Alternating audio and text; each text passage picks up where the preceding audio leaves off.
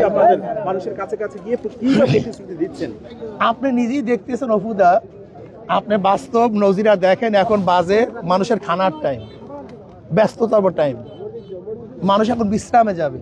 সেখানে দেখেন এই রৌদ্রের মধ্যে শুধু শুনছে অফিস উদ্বোধন, কিন্তু সেখানে মানুষের অবস্থা দেখেন সারা দেয়। আমি মনে করি যে আল্লাহ পাক কবুল করে যদি গ্রহণযোগ্য নির্বাচন হয়, যদি কোনো পাতানো নির্বাচন না হয়, তাহলে ইনশাআল্লাহ। কেন এখনো মনে হচ্ছে পাতানো নির্বাচন গ্রহণযোগ্য নির্বাচন হবে কি হবে না, মানে সংশয়গুলো কি কি রয়েছে? দেখেন, আসলে প্রশাসন কোন দিকে কখন ঝুঁকে যায়, আমাদের দেশে প্রশাসন আসলে নিরপেক্ষ থাকে না।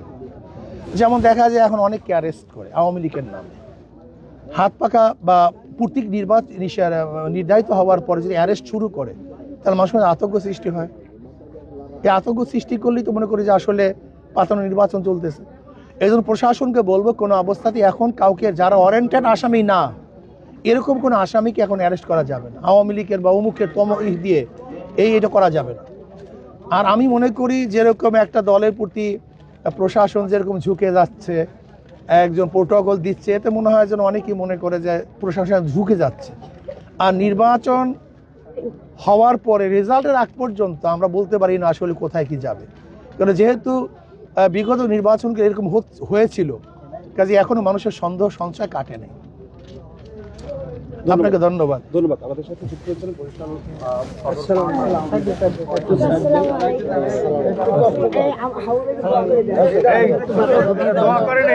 আমাদের সাথে সংযুক্ত হয়েছে। হ্যাঁ, থাকবে ইনশাআল্লাহ। কেমন আছেন?